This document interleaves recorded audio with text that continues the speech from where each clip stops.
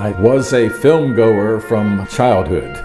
I had 3 neighborhood theaters within a mile of each other when I grew up in Baltimore, and the feature changed every 2 or 3 days, and my family didn't travel much, and what did I have to do to see the world? So that's how I started going to the movies, and I never lost interest.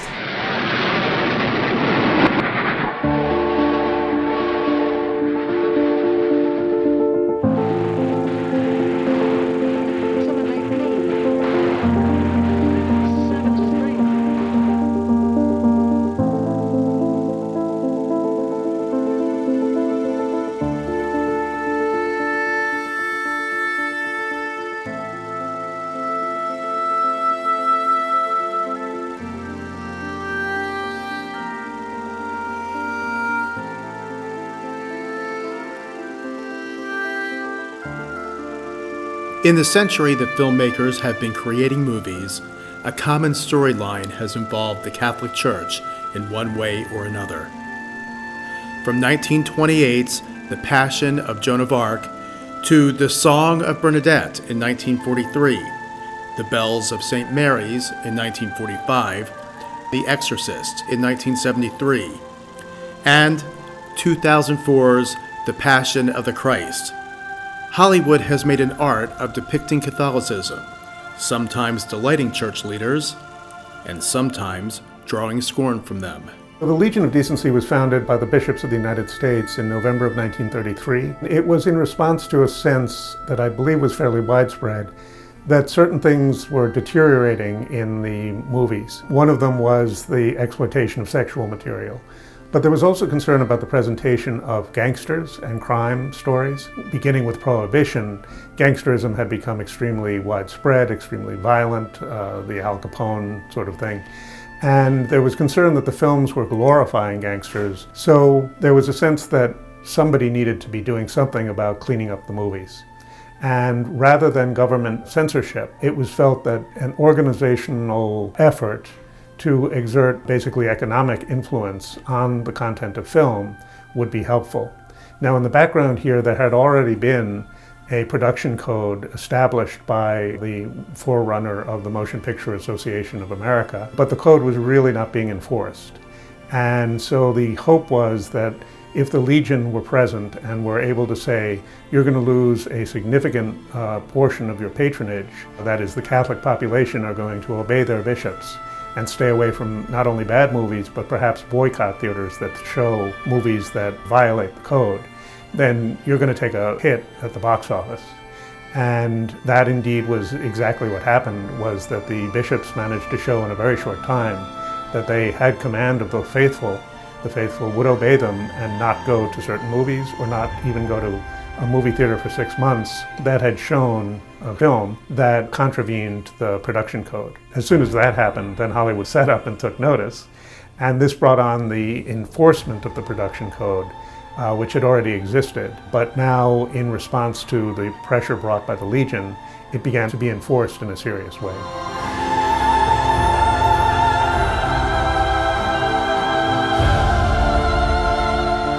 I grew up really with the Legion of Decency because on the first Sunday after the Feast of the Immaculate Conception, the priest would ask us all to stand and take the Legion of Decency pledge. Your membership in the Legion consisted of your annual repetition of the oath, where you promised to avoid films that were condemned by the Legion and promised to support wholesome films, basically. Now, taking the oath was voluntary, but it was done at Mass, and the priest would have you stand up and raise your hand. So I presume that if you refused to do that, you would be somewhat conspicuous. As a kid, I had subscribed to the Legion of Decency newsletter. It came by monthly on a big white sheet of paper with just the title of the film and the ratings. And for $3 a year, I would get this every 2 weeks. From the time of the establishment of the Legion and the beginning of the enforcement of the Code Office, also known as the Hayes Office, would be involved in production pretty much from the writing of the script on. And they would say, this violates the production code, that's not allowed, or you're going to have trouble getting that by the Legion. After that, an early cut of the film would be shown to the Legion, and they would indicate how they would classify it. And if there was fear that the film was going to be classified C for condemned, which meant the Catholics should stay away, then appropriate edits would be made to the film in order to get it to pass muster with the Legion. So in those days, they were looking at the film before it even came out and saying, you know, these are the changes you have to make. And effectively, for at least the first 15 years of the Legion, virtually no Hollywood film that was condemned by the Legion made a profit. That was how much it would cut into box office receipts to have the C classification.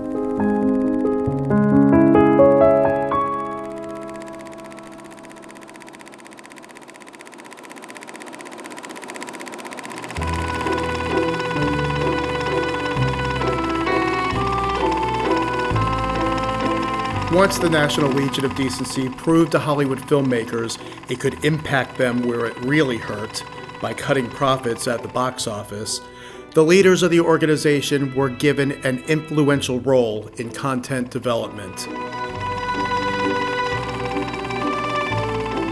There was cooperation between the National Legion of Decency and certain important figures within Hollywood who saw that censorship by the government or boycotts were going to be bad for the industry. No exhibitor would want to release a C-rated movie. Breen would get the script and then look at it and say, you know, these lines are sex suggestive. That was one of his famous phrases.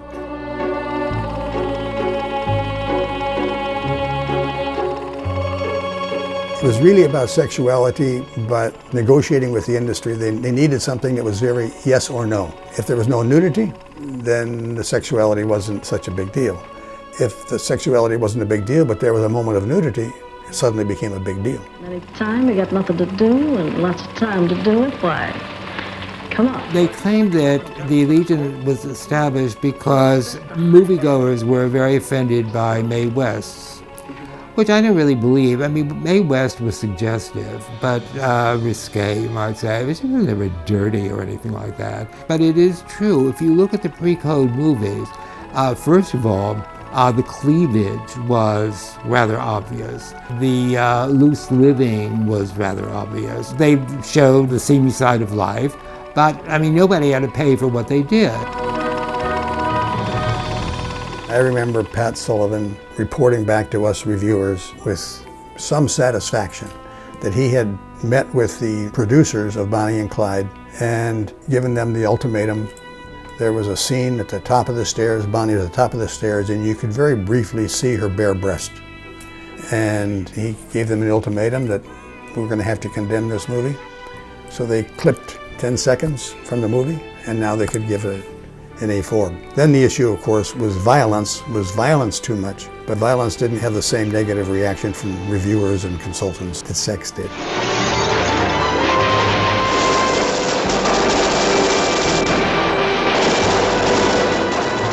Besides being in a negotiating position with the studios, the Catholic office was kind of beginning, in some sense, to educate the public.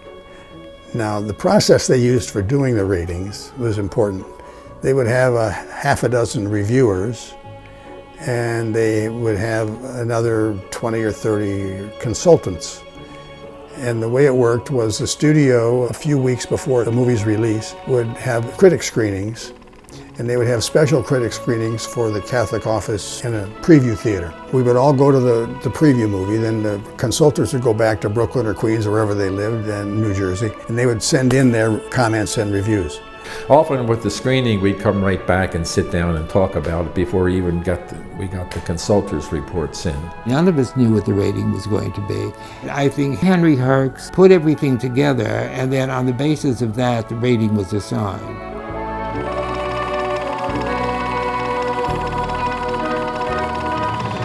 The Legion couldn't impose the pain of sin on you for seeing a condemned film.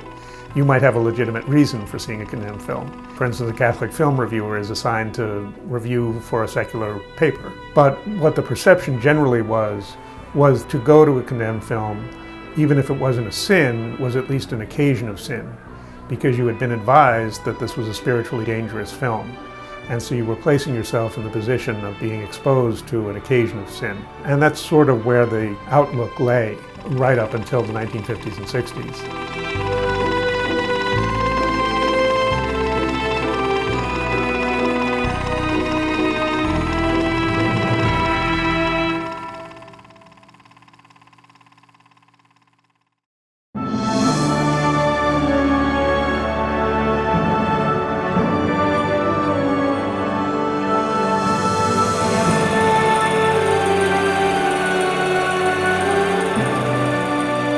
So our classification system consists of 5 classifications.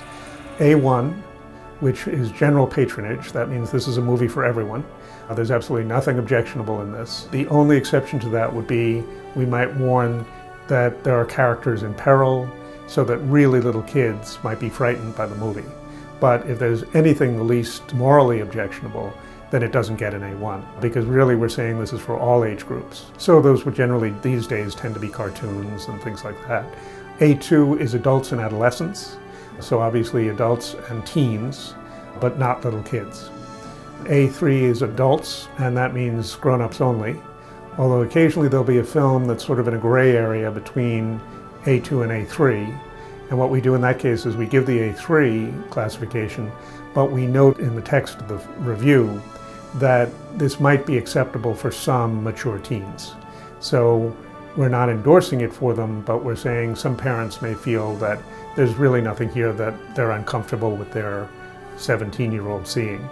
The next classification is L, which originally was A4, and L stands for limited adult audience. So that is an interesting category because it can cover basically 2 things. An artistic movie of considerable aesthetic merit that grapples with gritty material, stuff that the average casual filmgoer doesn't want to really engage with. And so there's that aspect of the L. The other aspect of the L would be a bad movie that simply isn't so bad that we tell everybody not to see the film. So we're saying this isn't quite bad enough for us to really classify it as an O, which is our morally objectionable, but be warned that it skirts with that. And then the final rating classification is O for morally objectionable. And that's the modern equivalent of the old C for condemned. And you'll see that there's kind of a verbal shift there. Condemned means we condemn it, whereas morally objectionable means we perceive in this something morally objectionable. And so that essentially is our telling readers, do not see this film. This is not acceptable from a Catholic perspective.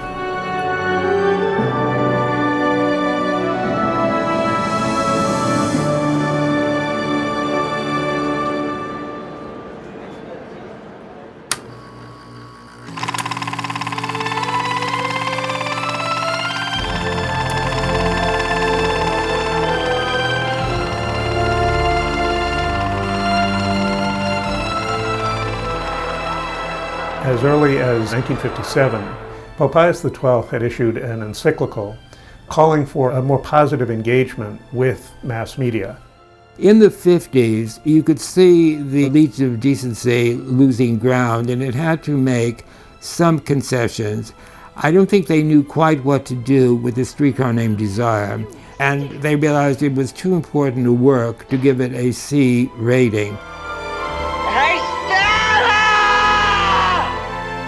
That only continued as the years leading up to the Second Vatican Council saw changes going on in the Catholic outlook on contemporary society and mass media and so forth.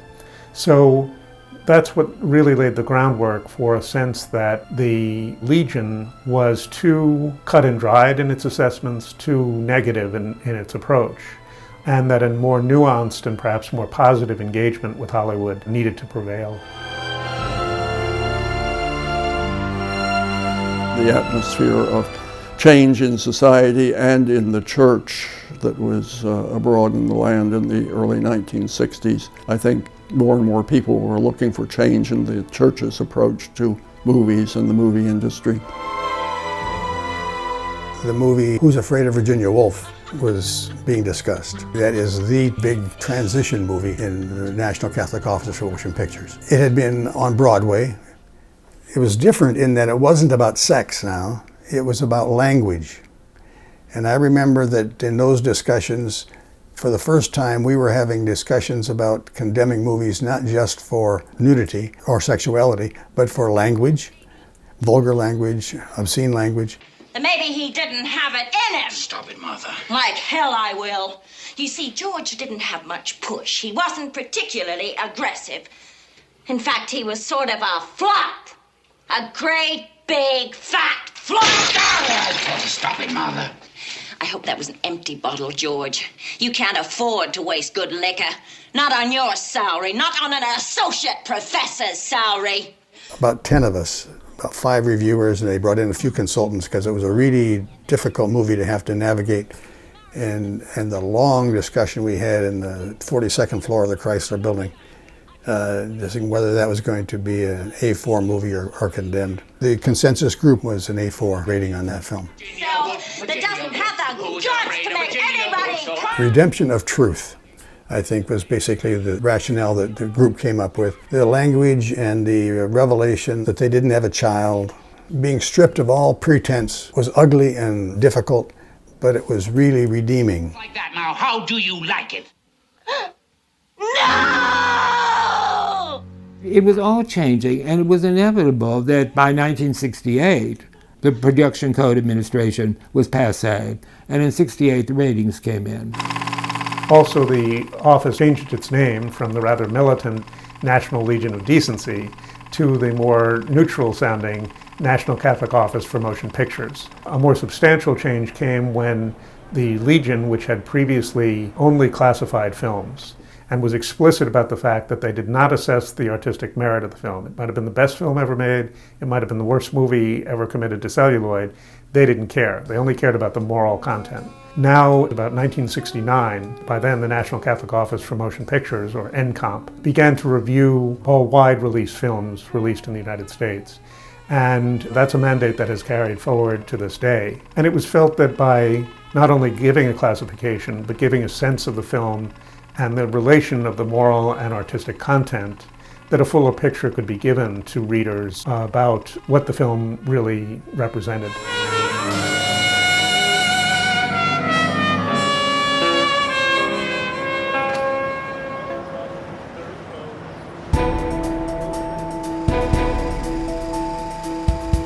Getting into sort of our methods, basically the week before a film comes out, I will write to the publicist handling the film, if we haven't heard from them, and ask for a screening schedule. You know, when are you showing this to critics?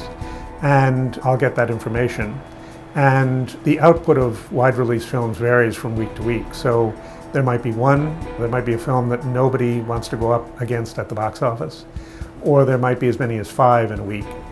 If there's only one, obviously, I'm the one who goes out and sees it and writes the review. If there are 5, I'll try to handle 3 and give 2 of them to the freelancers. When I go to the screening, I have a pad with me, and I write down every potentially objectionable element in the film. So every time there is vulgar language, every time someone takes the Lord's name in vain, anytime there's nudity, anytime there's violence, especially with blood, I'll note the kind of violence it is, I'll note the extent of the gore involved, is there a premarital situation going on, that kind of thing. So anything that comes under the heading of something that parents would be concerned about or that adult Catholic moviegoers might want to avoid, I make sure to make note of it. And the next day I have my notes when I go to write my review so that I can both give an overall assessment of the film and also make sure that I note everything that could possibly represent an objectionable ingredient in the film. So as I'm watching the film, I'm taking those notes, but I'm also trying to get a sense of the film overall and of its artistic merit or its outlook. So more fundamental than does somebody drop the F-bomb, is the film in congruity with scriptural values, or is it at variance with scriptural values? Occasionally you even have a film that promotes a theme of atheism. So that is kind of the extreme. But then you'll have a film that winks at something that we would feel was not something to be taken lightly. And so you want to really grasp the outlook of the narrative. Let's say it's presenting a bank robbery. How is it portraying that bank robbery? Is it showing you the consequences of crime? If it's a light comedy that's about some group that has no business robbing banks, that's a different kind of situation. But to give you an example, The Wolf of Wall Street, the message there was that crime pays. And that was particularly egregious because that's based on a real person's life. And that person hurt a lot of other people. And so to have a kind of frivolous dismissal of the very serious embezzlement that he carried out is, I think, very irresponsible. And so that would be an example of the rare movie that I really go in depth against.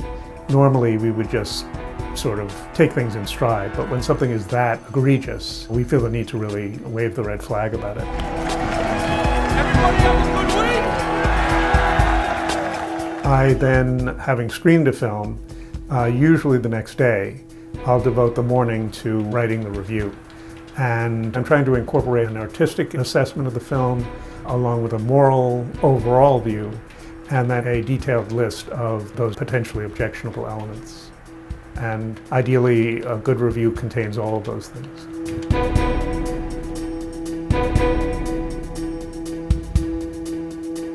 From the very start, the Legion was based in New York, and that was a very careful decision. They wanted to be in a major media market, but they didn't want to be in Hollywood. They wanted distance from Hollywood. But here in New York, they knew that all the studios had offices here. They could easily be shown films here. And then around the time of the transition, where we were incorporated into Catholic News Service, we moved into the rectory at St. Malachy's, the Actors Chapel, and we were there for a number of years. And then we moved here to St. John Nepomucene on the east side of Manhattan. Although one of our reviewers is based in Washington, the office continues to be here in New York.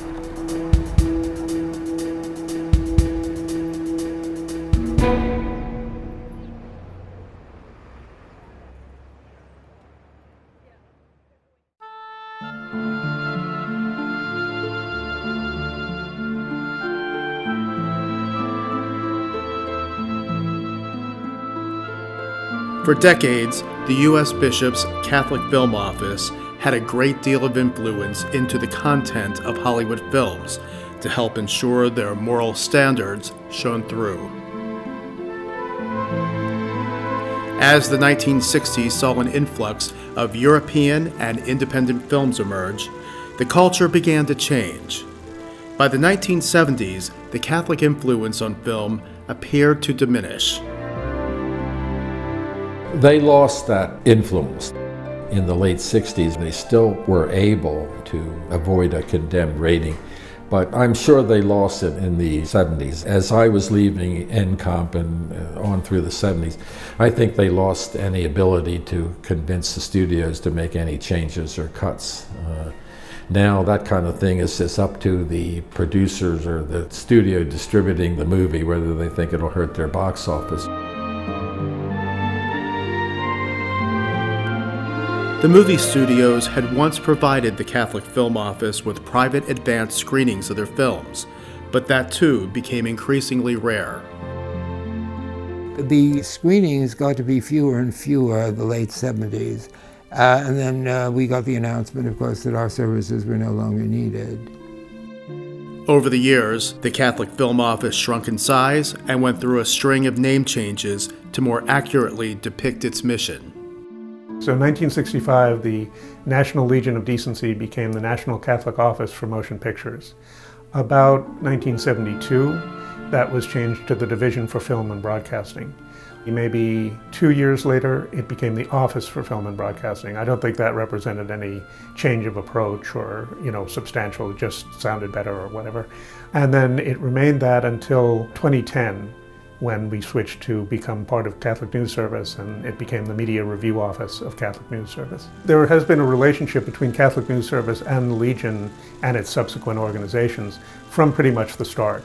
Because what would happen is that when the Legion had reached its decision on how to classify films for that week, let's say, it would issue a weekly list of the classifications of the films that had recently come out. And that would be distributed through Catholic News Service. So the client papers of Catholic News Service would then reprint the list of classifications.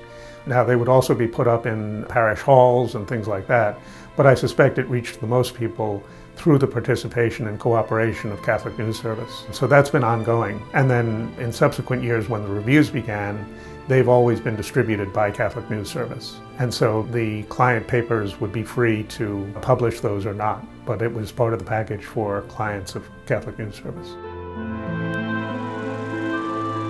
Though the Catholic Film Office may not have the same kind of influence with Hollywood studios, its ratings and reviews remain one of the most popular items Catholic News Service provides its subscribers, mainly Catholic newspapers and magazines. I certainly believe that our reviews are relevant today, and I think primarily for two groups of people. One would be the parents who have underage kids who want guidance about exactly what their child will see if they go to this movie. The other area is adult Catholics who specifically want to avoid certain things. I think it's helpful that we're engaging with the film in the overall assessment of, is this film one that upholds gospel values or contradicts gospel values?